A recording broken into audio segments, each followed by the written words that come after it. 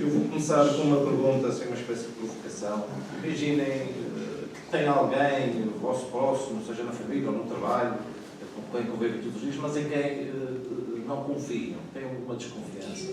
Qual é a vossa atitude? É deixá-lo por sua conta? Ou é chegar mais perto, tentar ficar de bastidor, ter essa pessoa de bastidor? Penso que a segunda situação, seja alguém da família, seja um colega de trabalho, se alguém que a gente não confia, bem, vai-se lá ver para ver se as razões da desconfiança têm razão de ser ou não.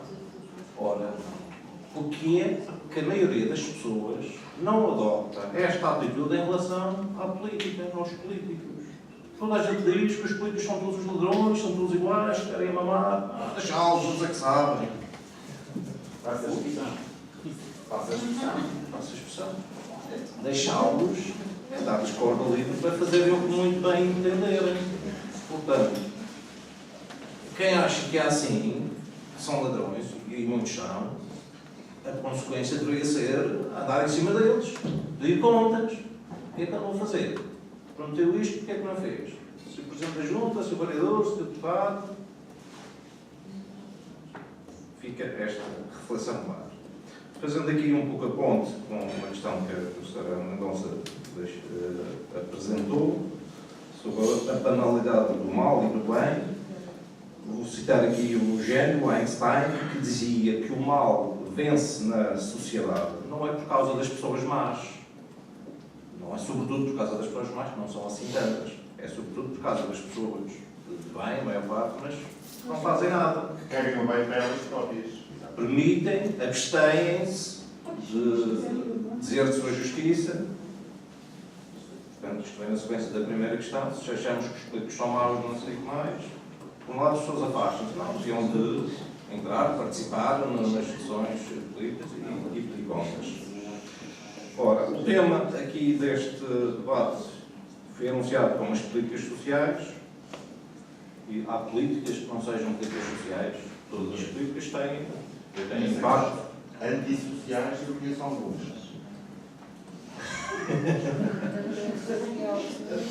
Exatamente, mas são políticas sociais a mesmo, que têm consequências na vida das pessoas. O que é o Estado Social? Discutirmos o que são políticas sociais e o que é o Estado Social é o que é a sociedade. Que sociedade é que queremos, em que sociedade queremos viver, que tipo de vida queremos para nós, para a família, para quem são, para aqueles que são mais próximos. Temos uma sociedade mais desigual, como esta que acabou de ser retratada e que é uma realidade cada vez mais evidente. Ou queremos bater-nos por uma sociedade mais justa, com melhor distribuição da riqueza. Uma sociedade que convive bem com a pobreza, uma sociedade desigual, há espaço para haver democracia? Eu entendo que não. O Estado Social e as políticas sociais são necessários, são fundamentais para haver democracia. A democracia é esta igualdade de todos termos o mesmo voto nas decisões que dizem respeito a todos, em qualquer contexto.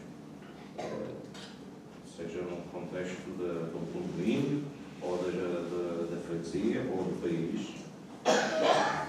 As desigualdades, na medida em que temos a riqueza, o poder económico concentrado na mão de poucas pessoas, obviamente que isso confere um poder extraordinário a essas poucas pessoas e adeus democracia. Quem tem o dinheiro é que manda. Ora, ao contrário do que se disse nos últimos anos, pelo governo anterior, as despesas sociais têm uma grande abrangência, desde a saúde, a educação, a habitação, até aos apoios sociais propriamente ditos, portanto, políticas sociais no sentido mais estrito, saberá a segurança social e esses apoios para ajudar à sobrevivência. Essas políticas não são um custo, são, pelo contrário, um investimento necessário para a dignidade das pessoas, para todos terem acesso a um mínimo de vida condigno, independentemente da sua situação económica, para terem acesso à saúde, para terem acesso à educação, Eu vou referir aqui uma situação, um comentário que, por acaso, a minha mãe faz de tempos a tempos. Quando, logo depois do 25 de Abril, a escolaridade abriu-se, lá doou-se a mais pessoas, e, na altura, as minhas irmãs mais velhas passaram a ir para o centro da freguesia, do Porto da Cruz, frequentaram o 6º ano, porque até aí só tinha até a 4ª classe. E um comentário dos senhores, os antigos senhorios, lá do centro do Porto da Cruz, que contavam uns para os outros: mas o Estado está louco, então a escola dá escola às pessoas que vêm da serra, para as escolas, o Estado está louco. Ora, estes cortes que assistimos nos últimos anos é voltar a esse tempo. Quando se privatiza a escola e a saúde, é criar condições para que daqui a muito pouco tempo largas franjas da população não tenham acesso para ir à escola. Ou para se tratarem quando tiverem problemas de saúde. Voltando também a uma questão que aqui a professora disse há pouco. Há uma ministra da Saúde da Lituânia já declarou abertamente que uma solução para os mais pobres que não têm meios de pagar os seus tratamentos, o acesso à saúde, é a eutanásia. Portanto, até onde já vai o descaramento de alguns atores políticos. Em Portugal, o Estado Social cumpriu e continua a cumprir alguns objetivos centrais, continua a cumprir menos recentemente, aumentar o bem-estar dos cidadãos, qualificar centenas de milhares de portugueses. As políticas sociais são essenciais para que a pobreza não atinja valores ainda mais alarmantes. O que compromete a existência desses apoios sociais não é a dimensão dos apoios que são concedidos, é o desemprego, é a crise, é a recessão.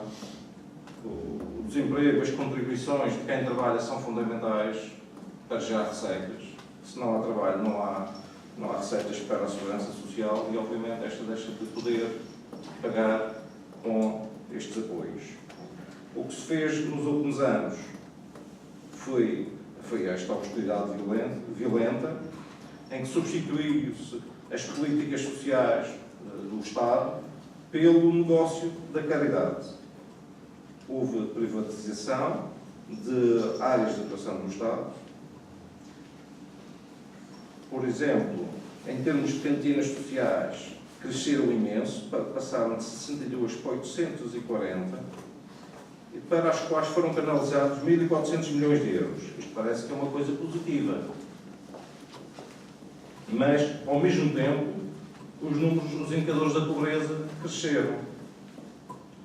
Por outro lado, o rendimento social de inserção passou a ter cada vez menos beneficiários e os valores pagos a cada um foram reduzidos, em particular o coeficiente atribuído a cada filho.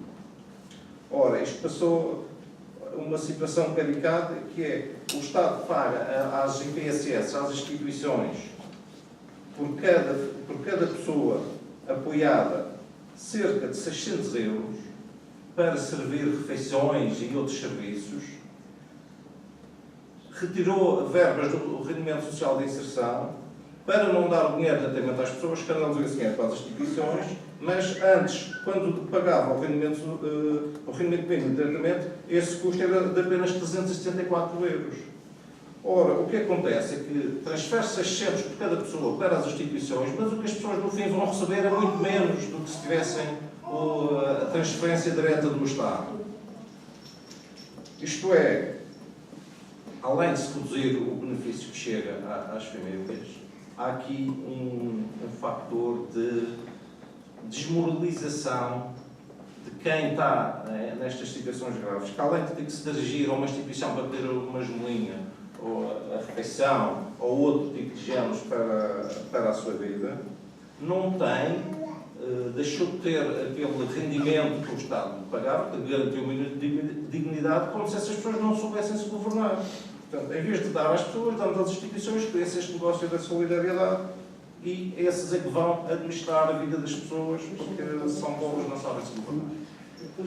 Aqui na Madeira também assistimos a esta proliferação de instituições particulares de solidariedade social. Lembro de uma notícia recentemente que dizia que há cerca de 100 instituições dessas, portanto temos 50 freguesias, há 2 IPSS por cada freguesia. Muitas destas surgidas recentemente para dar emprego a antigos titulares de cargos públicos, por alguma razão. Temos, por exemplo, Casas do Povo constituídas recentemente aqui no Funchal, supostamente para dar apoios sociais. É que o povo precisa. O povo precisa.